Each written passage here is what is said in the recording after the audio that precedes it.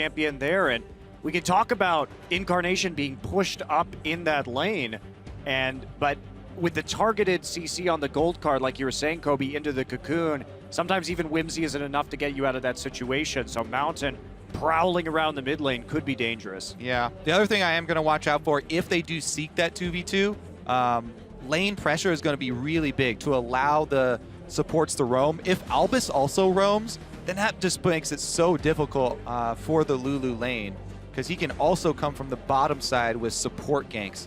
If they do that though, Cloud9 have high kill pressure. Tristana, Braum, if the support ever leaves their lane, Tristana, Braum can look for a dive. Yeah, we'll see whether they can actually make that one work. But ladies and gentlemen, tell us who you think came out on top in the picks and bans by tweeting at LOL Esports with the hashtag AHQ win or C9 win, and we'll see who has the edge coming into this game. And, you know, so far, westdoor on his fabled Twisted Fate, coming off a pretty decisive victory against Invictus Gaming. And we'll see whether High able to rally the team and pick themselves up after that Fnatic loss for Cloud9. The trends have been really interesting today. I mean, we're only into the third game, but AHQ plays a pick composition in that first game of the series against IG, manages to control vision well enough to eke out a win in spite of a shaky early game. C9 comes against Fnatic, gets dove by what is effectively a pick composition, has a lot of trouble. So AHQ, they already showed us today that they're good with this kind of composition. C9 may be a little bit weak. They have to overcome that right now. Yeah, I don't know. The last ban there from Cloud9, going with the Fizz rather than something like the Elise, might come and bite them in the rear end here, as westdoor is sort of forced onto a champion with wave clear. So now they do have I like the idea of as well. that one away. Oh, they've caught Ziv though and burn his flash. See if they make use of it though. Gonna have to target him early if they want an advantage off of that. And if they do a lane swap, then he can just hide himself until the flash comes back up in the jungle, going for double jungle, not even having to expose himself to a lane phase. A lot of deep vision now available here for Cloud9, who do get a bunch of wards down. So AHQ already committed to that bottom side by the looks of things, as minions are going to spawn in about 7 seconds. Incarnation throwing out some flares in the mid lane.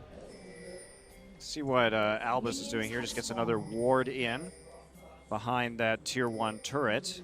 And meantime, On will just head down and start out at the Krugs, it would appear. Yeah, Cloud9 recalling from the jungle there, but HQ moving straight in. It's actually very bold to go face check all of these brush after Cloud9 recalled, and they weren't sure they were still here.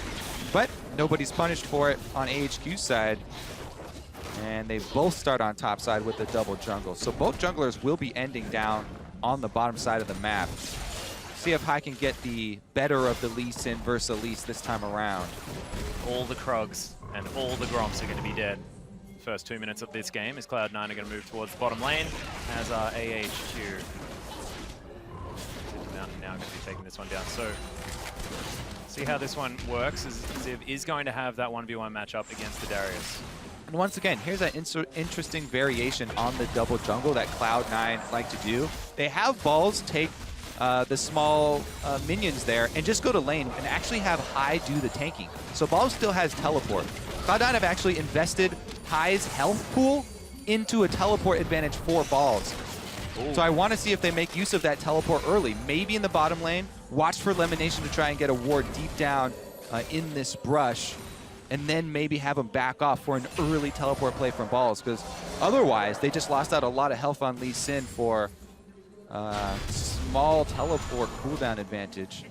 Yeah, and it's not, in this particular situation too, with the way the pathing in the jungle is gone, it also eliminates really a possibility of taking advantage of Ziv's flashless state, because if you have a lower HP Lee Sin, or one that's a little bit delayed in the jungle and also simultaneously heading down to that bottom side, it does give Ziv a bit of respite in that top lane. So interesting trade-offs being made for sure.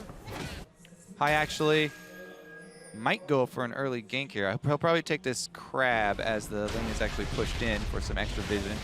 And he's been able to sustain back up just fine, being Lee Sin. Yeah, it looks like sneaking in LemonNation, pushing up fairly far in this bottom lane, so AHQ might find themselves a little bit more difficult to gank here on the bottom side. And look at that, Balls, he goes for the strategy for top lane where you just quickly shove the lane in and then walk back to lane. So he's, again, saving his teleport. Mountain does find him, or he finds Mountain. Yeah, who's found who? Kobe is. Mountain takes a heck of a lot of damage. Balls without the apprehend, not going to find Mountain on that one. Stops the counter jungle there, as well as gets a good health trade and burns the flash, but he face checks a second brush. Yep, don't make the same mistake again. Oh, Boomerang just misses onto Balls, has to blow the flash to get back under his turret. Getting a little bit risky right there, and now that range on the Gnar really comes into play. Are they going to push this all the way into a dive? He has no help on the way. Time. Face checking that second brush, really, really risky there. AHQ are definitely going to go for this dive, and Hai is not moving towards that side of the map. Can Balls get the outplay without his flash? Oh, there's a hook down in the bottom lane as well. Nice for Chompers, but it's only half the health of a Braum as Mountain's coming in. They're looking to try and get some damage on this turret. Well, they're toying with Balls for the moment, not opting. Dare he go for that cannon? No. Well, zoning him away from cannon minions, I mean, that's a victory. They actually do not want to pull the trigger here. They still haven't seen Hai, so as far as AHQ know, Hai is on the way. This is interesting. We haven't had too many instances of a 1v1 in the top lane. Wow. Where the jungler will just come and help right there. And you can see Balls getting a little gun shy right as the Mega Gnar comes through. But Mountain using that Elise, one of the better champions for helping out a top laner take a turret. And the double range versus the melee means they're going to get it. Yeah, Mountain really turning this top lane matchup right back around. And that was a full wave of experience the Balls just missed out on then. So Ziv moving towards level 6 while Balls yet to hit that level 5 mark. Having that advantage. Well, they're really investing a lot of their time into Ziv. When you let the jungler just sit in the top lane, you give the enemy team so much more information. And also, you can see that C9, the price of this, they've started to get a pretty nice CS advantage on the bottom side of the map here because they've been able to play so freely without concern for the enemy jungler. Also, the advantage that Hai got from farming for pretty much that entire time. He's even been able to go back, grab that Chilling Smite as well as the longsword, so he's ready to fight. Flash top. Back up for Ziv now. So he successfully waited out that time period with the extra Elise pressure. Can't be trouble to clear out that ward. Yep, no. Doesn't have time. It's got to be killing them Krugs. Ziv going to hit that Mega Gnar now as well, level 6 to level 5, so Ball's probably not going to go too aggressive, but pretty safe at the moment with so much health. Now hits level 6. Very curious to see how far Ziv wants to push this and where Mountain's going to go next, because that top lane turret is just hanging on by a thread. And do they want to try and push it out and get a freeze back? How much do they want to deny Balls in this matchup? Because in terms of CS, he's doing just fine. Botted. They see Elise, though, with their River Pink Ward, so Hai's going to go for that counter jungle because he knows where the enemy jungle is. westdoor's level 6, so he's going to teleport in. Oh, Hai! Oh, Hai actually could be in trouble here as the blue buff is up. Ziv hops over the wall. They spot him out. Flash already burnt. Twisted Fate moving back towards the mid lane. Flash for Braum. Worth? Yes, sir. Yeah. It's 100 gold, man. It's actually definitely not worth because Lee Sin hitting level 6 and having flash is probably a good just idea, in case you didn't catch that. Sarcasm, everyone. Sarcasm. Nailed it. Hai making his way around again, but he's going to be spotted by another ward. Oh, just misses the Sonic Wave, so can't steal away that blue buff, and Mountain is going to lock that one down. But westdoor, he doesn't get it. That's still huge, though. Not having the blue buff on the Twisted Fate, this just increases the bully potential that Incarnation has. He's been doing a great job building a CS lead in that mid lane. So, and just westdoor always in vision, always bottled up, and now without the freedom with the blue buff to really push out that wave. Yeah, Cloud9's gold through jungle camps and lane CS now, up to 500 though. Hai actually definitely outperforming so far. With a little bit of a lead. Balls gets pushed off the lane though, and that will swing the gold right back around if Ziv decides to finish this off again. Yeah, good freeze coming in too. Leave it as a freeze as well. This is it's AHQ's plan coming together right now. They took the hit in the other lanes, and the advantage is this. Store with the gold card. And Polymorph is going to at least allow him to wander away as a seal, which is more than fun. But he's being so bullied out of this lane. And a lot of it comes to rest. Oh, look at this Westdoor. jungle camp here, though. Oh, goodness, yeah. Incarnation moves first from the mid lane. Good positioning. Yep, the Winter's Bite does come down. Last proc of that passive, not quite there yet as the flash does come through. Decent use of the Death Sentence comes down and westdoor finds himself all on his own, but Sneaky jumps in. Mountain uses the repel, may have to flash out of this one, does so over towards that Krug camp, and westdoor. Now there's 5 C9 members in that jungle, and Balls can't quite close the gap on the apprehend. Gonna go for that red steal, though. Cloud9 get the invade. Couple of flashes traded there. Braum passive dropping off of Elise was crucial. They couldn't get that last hit. And C9, they saw the freeze coming into the top side. Sneaky grabbed. Yeah, there it is. The Chompers come down as well. Nice Unbreakable from LemonNation, but takes the Lantern to try and get round to the other side. Albis gets stunned up. On flashes forward, the last auto attack calculated right there for the Jinx, and LemonNation is going to die for the double. On is getting huge in this game already. AHQ now trying to follow up. The gold card's down under high. westdoor says thank you very much. He's coming back again. There's the gate. Yep, looking for more as Balls able to get a lot of damage through the dunk. Flashes out of the way, but it's not enough. Balls is going to sacrifice himself. Ziv gets a piece of the pie. And AHQ now pushing on the bottom lane. This game just exploded. And Incarnation going to take the mid turret, so Cloud9 gets something for that. Remember, Incarnation can't follow this game. He doesn't have TP. Worrying trend for Cloud9 is this is the 5th game in a row. Well, not in a row, but the 5th game that they have given up the first blood. AHQ with the outplay down bottom. That was a very nice combination with Albis and On. So I want to talk about how that play got set up. So it all came from the tower take in the top side. When we saw Ziv take that turret and get the freeze, Balls did not want to overextend into that lane, which caused him to roam down and try and make a play on the bottom side where they had been pushing all game. And then this happened. On pushes the wave up, and then Sneaky gets caught very cockily walking into this lane, and they're going to get attacked by the minion wave here too. This is the impressive part from On. The flash for the rocket turns around. Auto attack's already in the air, so Sneaky even wastes his flash as well, and they turn it around. As you know, High gets caught by the gold card from westdoor teleporting in as well. Yeah, and westdoor still has the gate and the Destiny up, so he's able to get under that turret. Does sacrifice himself to Balls, but Balls falls too. So this was entirely a chain of plays that started in the top lane with the tower going down, ended up with Cloud9 trying to make a power play on the enemy side, and then AHQ pushing up and kind of Sneaky and Lemon getting a bit too cocky about how they could return to that wave. Yep. High going aggressive again, though. Yep, takes the Lantern out, does Mountain, as LemonNation is going to get caught up by the Death Sentence, but AHQ going to be safe for now. westdoor looking to try and start something. Locks in the gold card. Ziv also cutting them off in the river. 3 versus 1. There's no Mega Gnar. If the skill shots land, They didn't. Apprehend does, though, as Ziv just going so aggressive. Doesn't have anywhere near a Mega Gnar. This could be just handing Balls another kill. High grabs it as Ziv falls down. And AHQ, they are going to have Albis fall as well. It's going to be the Braum locking him down with the passive. yeah, dangerous game there by Ziv. You know, he was lucky when the 2 skill shots landed, but stayed in range. Balls apprehends him, and he goes down, burning the flash as well, so Cloud9 strike back. That was perplexing, though. Ziv, I don't quite understand. Dodges everything and then just wanders casually back in. Yeah, when he doesn't have the Mega Gnar, you have to assume that there was a miscommunication there because he went back in on that. Perhaps thought his teammates were closer than they actually were, but definitely a misplay. And he's going for that frozen mallet first in this game, so looking to kite that Darius in the laning phase. With those kills as well, if Cloud9 can even up the turret score, they'll get right back to even.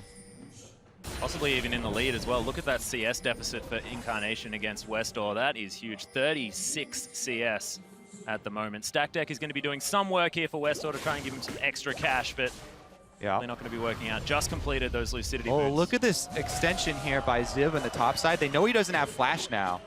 And High working his way up there. They saw Ziv place his ward over the wall of the tri-bush, so High should know that there's no ward actually in the tri-bush, and he could get behind Ziv right now.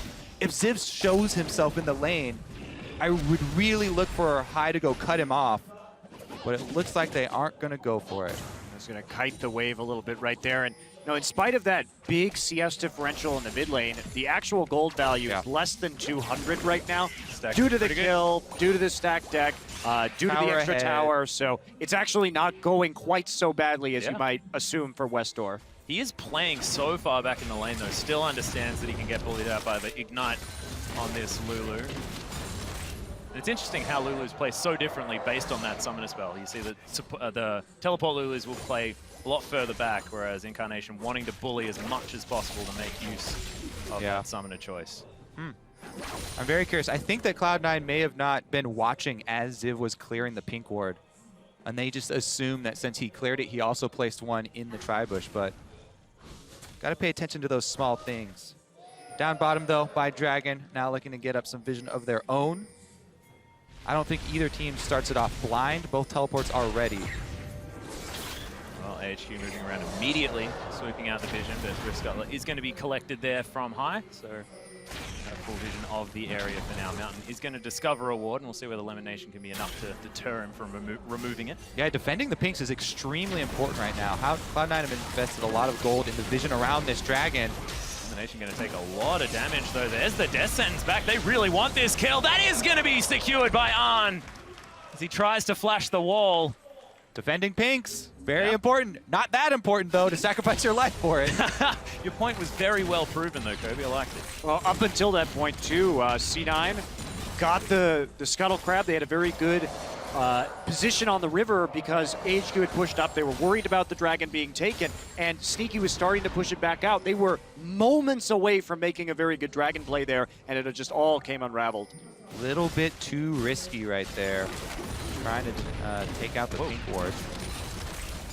Explosive Shot doing some work there under Arn. He's going to play a little bit further back, but 3-0 and 2. 100% kill participation for this Jinx, and we mentioned how much farm Arn gets for AHQ. See whether he can carry forward. Also, Cloud9, after that LemonNation going down there, they're going with a kind of a risky play here. They decided to have balls freeze in the top lane against the team with TF.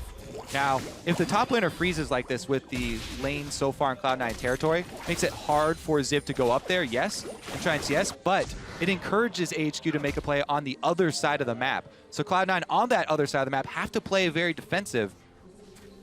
Well, some items coming in here for AHQ as well. Frozen Mallet now completed for Ziv, as well as the Infinity Edge for Arn. And as far as single item power spikes are concerned for AD carries, it's a pretty good one there for Jinx.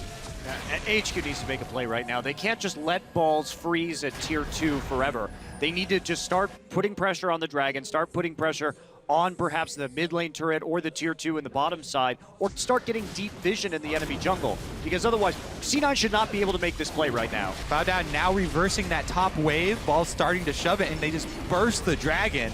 Yeah, free. As you like. The death sentence comes through, but that was not going to find it, and Cloud9 locked down the first dragon. You can see the trigger, though. 10 seconds before they start that dragon, top wave starts pushing, and balls cues the wave. So they try and get top wave pushing again in their favor right before they go for the dragon. So if AHQ decide to commit, then at worst for Cloud9, they then have pressure again on top. Yeah, still a little bit late there, though. And that was a very greedy play from Cloud9, a very punishable play in a lot of ways. But those are the plays those are the calls that High will make, though. Well, it worked out this time. Dragon over, first of the game. Certainly did. Balls not so apprehensive this time around. Going to be able to lock down this farm. So Balls having a decent time here in the top lane. Definitely better than it was the last game. But about this time, it was inhibitors falling in the game against Fnatic. So definitely turning around and this game working a whole lot more slowly. That being said, AHQ do still have that gold advantage by about 1.2. Now, High seeing AHQ have so much pressure up here on the top, goes, smites his Raptor buff, gets the proc, clears out that one ward on the backside of the red. Doesn't have the charge left to see that one, though, but at least gets up some defensive vision for Cloud9 around their red quadrant. You can see right there, a couple of pings coming down from HQ on the bottom side. They don't have any wards, so take a couple pot shots with Jinx, but then Lantern right back out. You can see the cautious play, and it comes down to the vision now. AHQ has to set up better vision. There's a slow. Yep, gold card comes down. The Unbreakable was there, though. Has to flash his way out. Does westdoor. Cloud9 get a free summoner. Yeah, that's actually fairly key for them, because the thing that Cloud9, the reason that they're playing sort of defensive right now and playing cautiously and mostly defensive warding is because of westdoor, because of the TF teleport. Taking out his flash, attacking the source of the global, does reduce some of that threat from AHQ. Also a huge help that they got the mid turret down early, so he doesn't have that position of safety in the center of the map to operate from. Yeah, that was paid for with blood of the bottom lane. Yes, it was. The sacrifice. But decent AHQ wards on the top side of the map. Means that Ziv could potentially get up there and pressure that inner turret. AHQ moving everyone around, trying to get down and defend this outer turret in the bottom lane. Sneaky hanging around there, but not going to stay for too much longer. They got to set something up now. There are many opportunities here for AHQ. Ziv now coming down into the mid lane, will be pinged out, seen behind the red. Yeah, the battle for vision is completely over this red quadrant. AHQ trying to keep up vision so that Ziv can continue to try and push. But Balls is playing it really well, not overextending, not letting Ziv make use of his Frozen Mallet build. This Frozen Mallet build really shines in the long lane when Gnar is able to try and chase down Darius and has distance to punish him. I feel like this whole last 7 minutes of the game has been all about vision. Denial, trying to set it up for the next objective. And of course, with Dragon not available, seems like the next logical choice for AHQ would be sieging the mid lane, but just can't seem to do it. Incarnation with a bit too much wave clear at the moment and a 50 CS lead now on this Lulu, almost with that death cap completed. Some small things here too. Sneaky with the Avarice Blade during this defensive farming period of Cloud9, whereas On went for the extra power and went for the full zeal. Sneaky's Avarice Blade earned him 250 so far, as he's been able to clean things up. Lemon now actually getting the Glacial Shroud, so even though he showed an early Null Magic Mantle, looks like he will try and grab the... We'll see whether Sneaky can keep that Avarice Blade for 600 gold earned, so he makes up for the 3 kills, evens it out completely.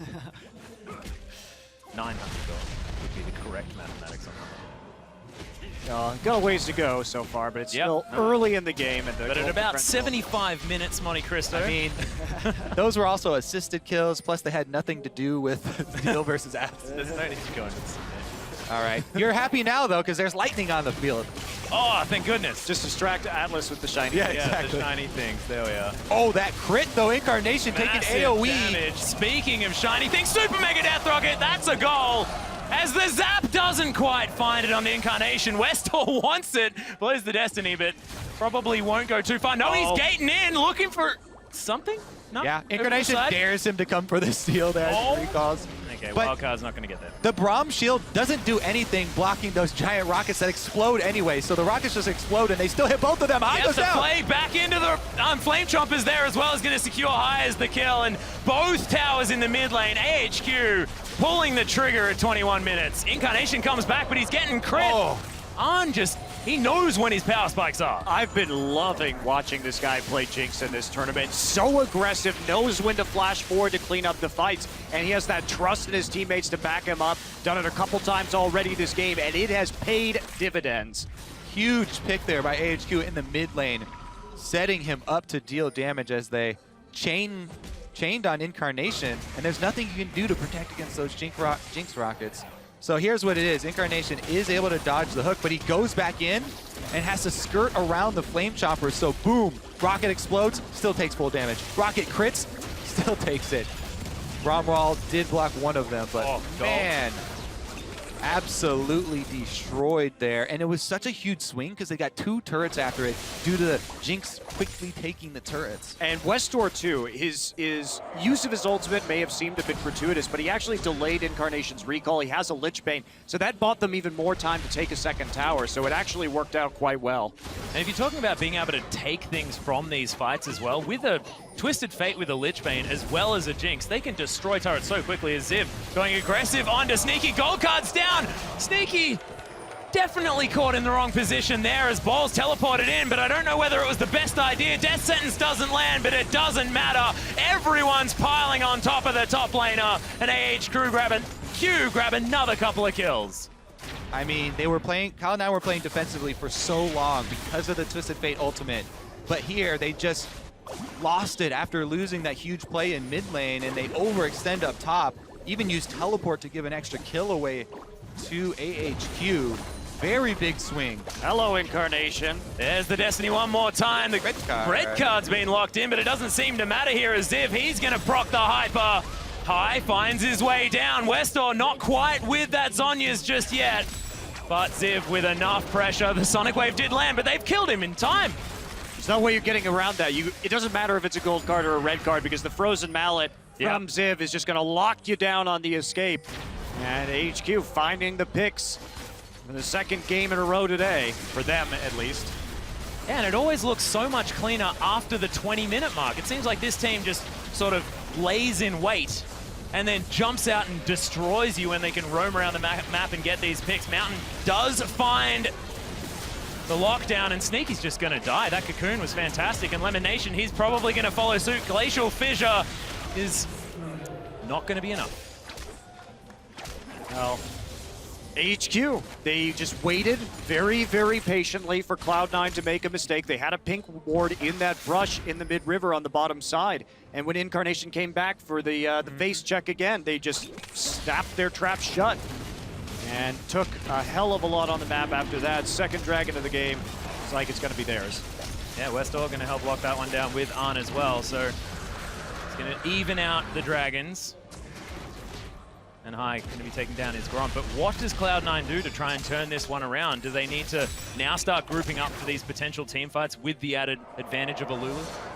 The problem is right now for Cloud9 is that the Zhonya's Hourglass has been completed for westdoor, so he can actually initiate these team fights, and then the follow-up from Zivs with a Randuin's Omen is absolutely brutal, so even team fighting may not be an option. Yeah, plus with the Baron buff on AHQ right now, they can have westdoor split. They'll get a whole bunch of pressure. They can clean up that last secondary turret, and just like that, 10,000 gold lead almost earned here for AHQ.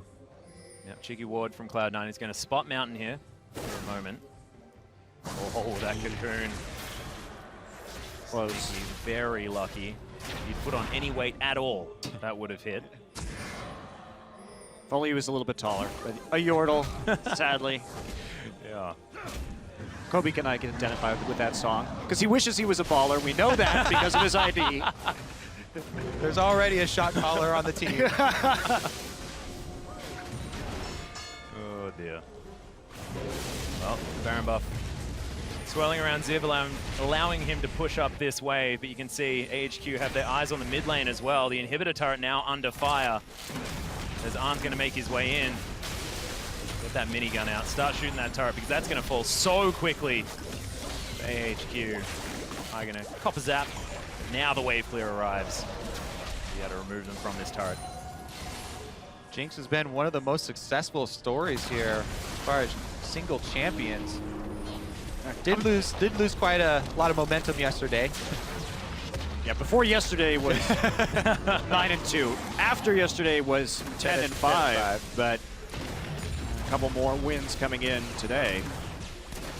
These AoE rockets on the grouped up C9 definitely doing some work. AHQ trying to tank this one out as best they can. Mountain, not exactly the tankiest Elise as he's opted for that Rylai's Crystal Scepter as his second item, as well as that Runeblade, of course. C9 LemonNation took a lot of damage, but they're still trying to defend this turret.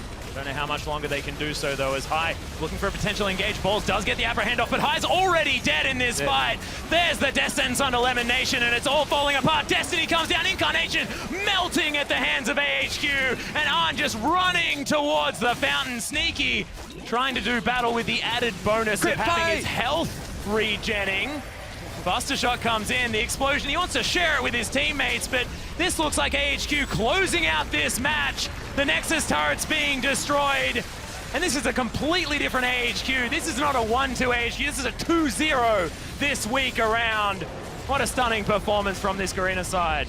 Absolutely, playing the pick comp again, and Cloud9 falling to more or less the same strategy 2 games in a row right now. They've got to look forward to this IG match later today. They only need this one win to make it into quarters. But guess what? My dream of the 3-3 tie is still alive. We made it through half the day. Come on. I believe it's I hope that Monty's dreams do not come true. You don't want the 4-way 3-3 tie for the epic tiebreaker? We need it. I want it. Completely The understand. drama, Kobe. I actually do think that the really apparent thing here for this game, AHQ on blue side, a completely different animal. When people don't get to double ban westdoor, Yeah. magical things happen. You know, the Twisted Fate left open this time, huge for them. And that speaks volumes for the potential, 3-3 going through here for AHQ. I mean, the next time they're on the other side of the rift, it might be more difficult for them to pick up a victory. I want to talk about Ziv, too. What an outstanding day this top laner is having. He is looking absolutely brilliant. Hold the whole tournament even, yeah. It's definitely a very strong player coming into this and having his team play very well around him to make sure he gets ahead and make sure he gets those advantages. I think the story here, though, has to be on, because this guy's Jinx was unbelievable this game. Well, we talked about he's only second behind Imp in CS between 15 and 30 minutes. He gets all the gold. So you have to be able to deliver. He delivered. Yeah, I mean, and coming into this tournament, we talked about, we set him up. You know, he has the highest CF differential of anybody here coming in. You know, HQ like to focus on him, get a lot of money, dive the bottom lane, make sure he has that advantage, and he has performed really well. Even though westdoor is the most famous name on the team, Ziv and On, huge carries. Yeah, and westdoor as well, he's more than happy to sit back, is that veteran, and that whole laning phase, he was under his turret. He was being pushed in the entire time, but just did exactly what he needed to on TF that game. Wasn't trying to take any glory, just clearing out minion waves with wildcards. It's very clear that AHQ plays around their side lanes. Yeah. And westdoor is just left to his own devices, but he does some work with a little, but he trusts the rest of his team to really carry the games. Yeah, and does it As mean he that should. Well-placed trust. Well, that's a very good point, and we've seen him banned out, and the fact that that does give a lot of opportunities for other teams. But could we potentially see Mountain focus some more as well? Maybe get some more of these Rengar picks out, because the Rek'Sai / Elise seem to be his go-to picks, and the last two games, both Elise picks looked fantastic, and there are a couple of options for dismantling this side, potentially. Potentially, and I think another question, like Kobe was saying in the draft of this game, is do you just ban the Elise if you're on red side and you're Cloud9? Because that pick seems very strong against C9 right now. Yeah, I mean, just in general, at least right now. Yeah. So much momentum for the early game you can get. And such a high percentage of first pick as well. So if you're on the blue side, generally, you're going to be getting an Elise. It just seems to be the thing. So we'll see what happens as we move forward. Of course, still 3 more games, ladies and gentlemen.